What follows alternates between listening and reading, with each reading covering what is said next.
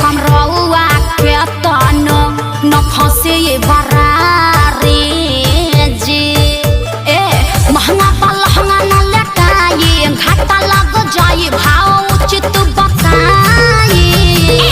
छौ बहनी कराई ताजे तना रुपिया कहबू तो हके ओतने रुपिया दे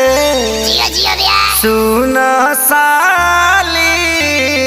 हो अब हवा कैसे पसेरी 2 रुपिया हो 2 रुपिया 2 रुपिया हो